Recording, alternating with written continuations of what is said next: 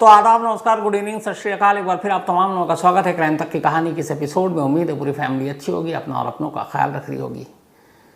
बहुत सारे चोरों के किस्से कहानियाँ आपने सुनी होंगी, बहुत सारे चोरों के किस्से कहानियाँ मैंने आपको सुनाई होंगी। बहुत सारे चोरों के बारे में ये होता है कि वो चोरी करता है, अमीरों के घर लूटता है, गरीबों में बांटता है। कई ऐसे फिल्मों में भी दिखाया गया है। 2009 में एक मलयालम फिल्म आई थी और सुकुमार उसके हीरो थे और डायरेक्टर थे जोशी।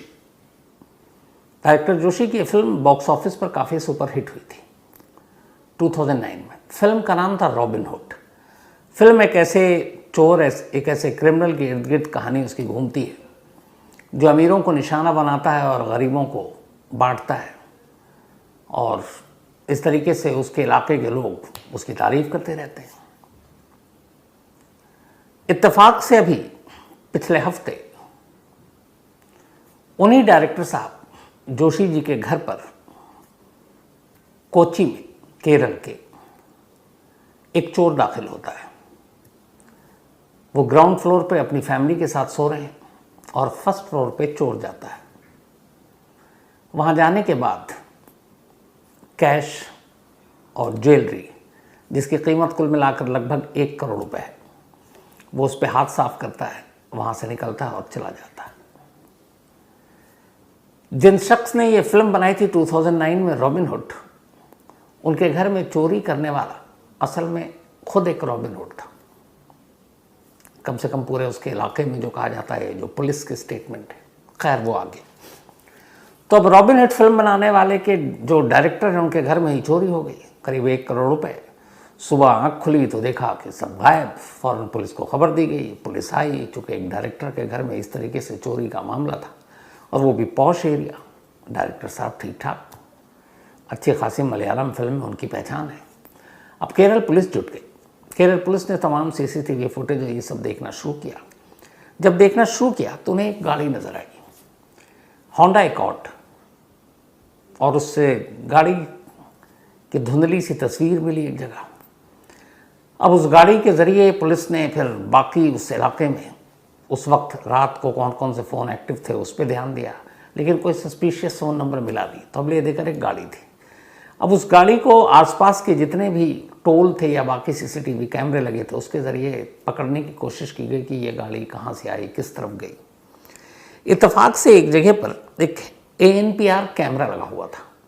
ANPR कैमरा जो होता है वो ऑटोमेटिक नंबर प्लेट रिकग्निशन जो होता है, तो उसको पकड़ के, जैसे आजकल होता है हर शहर में लग गया है, ख़ास नंबर होता है डिजिटल, जिससे फ़ौरन सारी चीज़ें आपके चालान वालान ये बाकी सब पता चल जाता है। तो एक ऐसे ही कैमरे में उस गाड़ी का नंबर प्लेट दर्ज हुआ। जब नंबर प्लेट दर्ज हुआ, उसके बाद अब बाकी के टोल प्लाजा को चेक करना शुरू किया गया। तो चूँकि अब रात को चोरी हुई थी और सुबह रिपोर्ट लिखाई गई, वक्त बीत चुका था, तो पुलिस पीछा करती रहती है। अचानक पता चलता है कि ये गाड़ी जो है मलयालम से कर्नाटक बॉर्डर में दाखिल हो गई है, तो केरल से। तो केरल पुलिस अब कर्नाटक पुलिस को अप्रोच करती है, और इस गाड़ी का अब तक लोकेशन अब मिल रहा है कि ये कर्नाटक बॉर्डर से आगे जा रही है। कर्नाटक बॉर्डर को ये सूचना मिली। इसके बाद उडुपी के पास इस गाड़ी को कर्नाटक पुलिस रोकती है। गाड़ी को रोकती है, ड्राइवर को हिरासत में लेती है, गाड़ी अपने कब्जे में लेती है, केरल पुलिस को खबर करती है। केरल पुलिस उडुपी पहुँचती है, और अब उस गाड़ी के ड्राइवर और उस गाड़ी को लेकर वापस कोच्चि केरल पहुँच जाती है। वहाँ जाकर पूछताछ होती है, गाड़ी की तलाशी ली जाती है। गाड़ी के अंदर से वो चोरी का सारा सामान बरामद हो जाता है जो डायरेक्टर जोशी के घर से चोरी हुई थी, और ये सब कुछ 15 घंटे के अंदर हो गया। 15 घंटे में चोर भी पकड़ा गया। अब जब ड्राइवर से पूछताछ हुई, इसका नाम पता चला, उसका नाम है मोहम्मद इरफान। मोहम्मद इरफान के पूरे कार की तलाशी ली गई, उसकी तलाशी ली गई। पूरे कार से सिर्फ हथियार के नाम पर एक स्क्रू ड्राइवर मिला। पुलिस ने कहा तुम चोरी करने आए हो, तुम्हारे पास सिर्फ एक स्क्रू ड्राइवर। फिर उसने अपनी कहानी सुनाई। जब उसकी कहानी सामने आई तो पुलिस वाले भी सोच रहे थे कि करूं क्या, लेकिन चोरी तो की है तो सज़ा मिलनी है। अब पुलिस ने उस चोर की पूरी कुंडली निकालनी शुरू की, और वो कहानी बोलता रहा। जब कहानी बोलता रहा तो उसके बाद जो उसकी पूरी कहानी सामने आई, वो पूरी कहानी कुछ यूँ है। जो बेहद दिलचस्प है। मोहम्मद इरफान बिहार के समस्तीपुर के एक इलाका है पुपरी, वहाँ का रहने वाला। फैमिली ठीक ठाक थी, लेकिन फिर एक रोज़ वो अपनी बहन के ससुराल जाता है। वहाँ उसकी नज़र एक लड़की पर पड़ती है। उस लड़की से उस गुलशन प्रवीण नाम प्यार हो जाता है। गुलशन भी उसे प्यार करती है। दोनों शादी करना चाहते हैं। दोनों के परिवार वाले इस रिश्ते के ख़िलाफ़ हैं, लेकिन दोनों परिवार की मर्ज़ी के ख़िलाफ़ शादी कर लेते हैं। इनको 2 बच्चे होते हैं, एक बेटी और बेटा। इरफान उस वक्त एक कपड़े की दुकान चला रहा था, एक छोटा मोटा होटल भी खोला था, लेकिन वो सब ठीक से चल नहीं रहा था, नुकसान हो रहा था। और उसके नुकसान होने की एक वजह यह भी थी कि जो भी उससे मदद मांगने आता वो उसकी मदद कर देता। ये सिलसिला चलता रहा। अब अचानक इरफान की एक बहन की शादी की घड़ी आ गई। पैसे थे नहीं। वो निकल गया सीतामढ़ी से सीधे दिल्ली। दिल्ली आता है। ये बात है 2012 की। दिल्ली आने के बाद इधर उधर भटकता है, चूँकि वो थोड़ा पढ़ा लिखा था। अब वो गूगल से सर्च करता है कि दिल्ली में पॉश एरिया कौन कौन से हैं, कहाँ अमीर लोग रहते हैं। दिल्ली में एक एरिया है न्यू फ्रेंड्स कॉलोनी, वहाँ गूगल में वो कुछ देखता है। उसके बाद एक रात सबसे पहले एक जगवार चोरी करता है, और इस चोरी की जगवार में वो न्यू फ्रेंड्स कॉलोनी में एक कोठी में पहुँचता है। जगवार बाहर लगाता है, कोठी के अंदर जाता है। लोग सो रहे थे और उसका तरीका सिर्फ एक था, स्क्रू ड्राइवर। उससे दरवाज़ा खोलता है, अंदर जाता है, कैश और बाकी जो चीज़ें मिली लेकर बाहर आता है। टोटल जो था वो करीब 65 लाख का माल जो है उसने चोरी किया, कैश और जेवर। चोरी करके वो निकल गया। अब उसे पता ही नहीं था कि उसने किसके घर में चोरी किया। जगवार से आया और चला गया। सुबह जब कंप्लेंट आई तो पता चला वो घर एक जज साहब का है। तो एक जज के घर में दिल्ली में चोरी हो गई। पुलिस वालों के हाथ पैर फूले कि ये क्या है। अब जब तफ्तीश की तो पता चला कि भाई एक ही सस्पेक्ट यहाँ पे आया था, वो कोई जगवार में था। तब उसका नाम जगवार ठीक पड़ा। पुलिस उसको तलाश करती रही, हाथ आया नहीं। थोड़े दिन के बाद गाजियाबाद में एक चोरी हुई, एक और अमीर शख्स के घर में। उसके यहाँ से करीब 1 करोड़ थी। इस बार कविनगर पुलिस स्टेशन ने उसे पकड़ लिया। पकड़ने के बाद जज साहब का केस भी खुला। फिर उसको जेल भेजा गया, जेल रहा। फिर जमानत पर बाहर आया। बाहर आने के बाद घर पहुंचा। पैसे अब भी उसके पास थे, अपनी बहन की शादी कराई। जो बाकी पैसे थे 20% अपने पास रखता और बाकी सारा बांट देता। तो जो भी लोगों की शिकायत, सड़क ठीक नहीं है, वो सड़क ठीक कराता, जो शादियां हैं वो कराता, किसी के इलाज की ज़रूरत है वो कराता। तो लोगों की उम्मीद उससे बढ़ गई। थोड़े दिन घर पे रहा, फिर उसने कहा फिर निकलता हूँ। गुलशन को ये बात पता थी कि ये कुछ ना कुछ गड़बड़ कर रहा है, लेकिन वो कहता था कि मुझे बहुत सारे लोगों की मदद भी करनी है। तो कई बार ये भी हुआ, उसके साथियों ने कहा जो उनके बारे में जानते थे कि इतनी दूर दूर क्यों जाते हो। तो उसने कहा नहीं, मैंने कसम खा रखी कि मैं अपने गांव, अपने शहर और अपने राज्य में कभी चोरी नहीं करूंगा। जब भी करूंगा मैं बिहार के बाहर करूंगा। ये जो डायरेक्टर जोशी जिन्होंने रॉबिन हुड फिल्म बनाई थी, इनके घर में चोरी करने के लिए इरफान सीतामढ़ी बिहार के अपने गांव से होंडा एकॉर्ड चलाकर, मतलब बिहार से केरल पहुंचा था। लगभग 2800 किलोमीटर की दूरी है ये, 2800 किलोमीटर। पूरे 1 हफ्ते में वो पहुंचा था आराम से चलते चलाते हुए। और 1 हफ्ते पहुंचने के बाद जिस दिन ये दोपहर को पहुंचा, उसी रात वहाँ पहुंचने के बाद इसने गूगल से सर्च किया, क्योंकि इसका तरीका यही था। और सर्च करने के बाद उस रात ये असल में तीसरा अटेम्प्ट था। पहले 2 कोठरियों में गया, स्क्रू ड्राइवर से ताला खोलने की कोशिश की, खुला नहीं। और ये कभी दरवाज़ा या खिड़कियाँ तोड़ता नहीं था, स्क्रू ड्राइवर से ही खोलता था, महारत थी उसमें। खुला नहीं, उसे लगा कि आज की रात बेकार जाएगी, क्या करूं। फिर तीसरा अटेम्प्ट लिया, और इत्तेफाक से वो तीसरा जो अटेम्प्ट लिया वो घर रॉबिन हुड फिल्म के डायरेक्टर जोशी साहब का था, और वो कामयाब हो गया। तो खैर बाद में पकड़ा गया था। तो अब उसने कहा कि मैं अपने इलाके में, अपने राज्य में चोरी नहीं करूँगा। बिहार से बाहर निकलकर इरफान ने पिछले 12-13 सालों में करीब 12 स्टेट में चोरियाँ की। तमिलनाडु, कर्नाटक, केरल, महाराष्ट्र, गोवा, वेस्ट बंगाल, इसके अलावा दिल्ली, हरियाणा, यूपी, तो ऐसी जगहों पे कम से कम उसने 12 के करीब स्टेट्स हैं जहां उसने चोरी की। चोरी करने के बाद जितने उसने पैसे कमाए, उसने उससे अपने इलाके में 7 सड़कें बनाई, 7 रोड। करीब 60 लोगों की, जो गरीब लड़कियां थी, उनकी शादी करा दी। कई जो इलाज के लिए आते थे उनको पटना और कहाँ कहाँ जहाँ भेजना होता था वो भेज दिया। अब ये सब चलता रहा। इधर उसकी इस रॉबिनहुड छवि की कहानियाँ धीरे धीरे गांव में फैलनी शुरू हो गई। जब फैलनी शुरू हुई तो ये हुआ कि आप हमारी इतनी मदद करते हो, कुछ सरकारी स्कीम का भी फ़ायदा हो जाएगा, आप चुनाव लड़ो इरफान भाई। अब उसे भी लगा कि चलो ठीक है, लड़ लेते हैं, कुछ फ़ायदा होगा। उसने प्रधान का चुनाव लड़ा। 2016 से 2021 तक वो इसी अपने गांव का, पपरी गांव का प्रधान रहा। 2021 में उसकी वाइफ को उसने चुनाव लड़ाया, क्योंकि उसने कहा कि मैं चुनाव लड़ता हूं, मुझे बाहर काम से जाना होता है, काम मतलब चोरी। तो फिर गुलशन को उसने चुनावी मैदान में उतार दिया। उसकी रॉबिनहुड की किस्से इतने मशहूर थे कि जब ये चुनाव हुआ इलेक्शन का, तो कुल करीब 2700 वोट थे। उन 2700 में 2200 वोट्स चोर इरफान की बीवी को मिले और भारी बहुमत से जीत गई।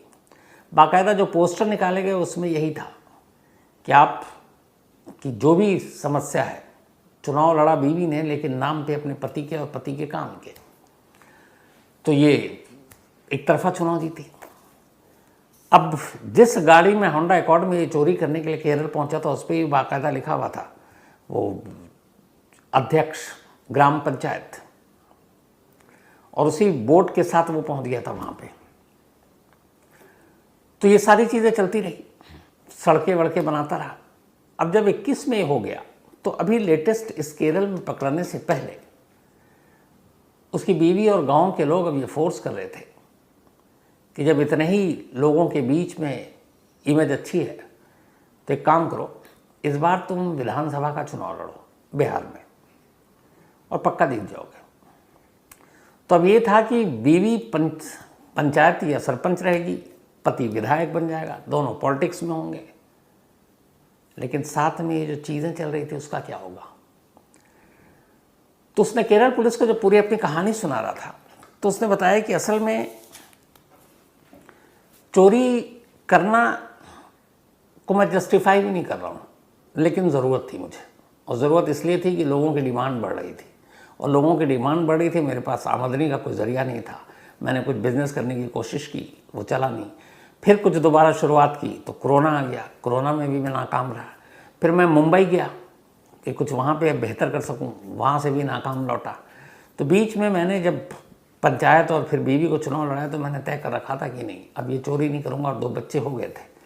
लेकिन फिर मुझे एहसास हुआ कि जब चोरी करेंगे नहीं तो मदद होगी नहीं, मदद होगी नहीं तो लोग फिर हमारे पास क्यों आएंगे मदद मांगने के लिए, और मैं किसी को खाली हाथ भेज नहीं सकता हूँ। तो मुझे लगा कि यही एक तरीका है। लेकिन गांव में एक इमेज भी है कि भैया प्रधान रहे हैं, पत्नी है, तो क्या करें। तो इसीलिए अपने स्टेट को बख्श दिया कि मैं बिहार में कोई ऐसा काम नहीं करूँगा कि जिससे मेरा नाम यहाँ तक आए।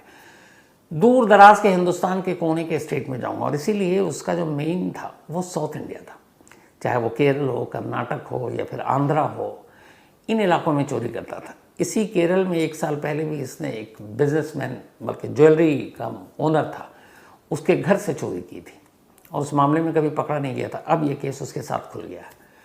तो साउथ इंडिया में सबसे ज़्यादा इसलिए किया कि वहाँ पकड़ा भी जाऊँ, जेल भी जाऊँ, तो कम से कम उसके गांव तक ये खबर नहीं पहुँचेगी कि कौन चोर, हमारे इलाके से उसका क्या लेना देना। तो अपनी आइडेंटिटी छुपाने के लिए, और उसकी खबर, उसके चोरी करने या उसके चोर होने की खबर उसके लोगों तक ना पहुँचे, इसलिए उसने ये तय किया कि वह दूर दराज के स्टेट में ही चोरी करेगा। और यही वजह है कि वो बाकायदा 2500-3000 किलोमीटर बाई रोड तय करता था चोरी करने के लिए। उसने ज़िंदगी में कभी किसी को हथियार के साथ किसी घर में नहीं घुसा, कभी किसी के साथ चोरी के दौरान में किसी को इंजर्ड नहीं किया। बस एक स्क्रू ड्राइवर चोरी और बाहर। लोकल जो सामान चोरी का जो सामान होता था ये हमेशा इसने लोकल और उन स्टेट में जाकर बेचा जिस स्टेट में इसने चोरी नहीं की। मतलब चोरी कहीं और, चोरी का माल उन स्टेट में जहाँ उसने चोरी नहीं करनी है, और फिर पैसा लाकर वहाँ 20% अपने लिए, 80% बाकी के काम के लिए। और इसी के ज़रिए अब उसे आगे विधायक भी बनना था, क्या पता आगे बन भी जाए। तो वहाँ के जो पुलिस अफसर थे उन्होंने जब इसकी पूरी कहानी सुनी तो बोले कि जब तुम इतना अच्छा काम भी कर रहे हो, सब कुछ कर रहे हो, तो ये चीज़ छोड़ क्यों नहीं देते। उसने पलट कर जवाब दिया कि मैं इसको छोड़ दूंगा, बस इतने पैसे हो जाए कि लोगों की ज़रूरत पूरी कर दूँ।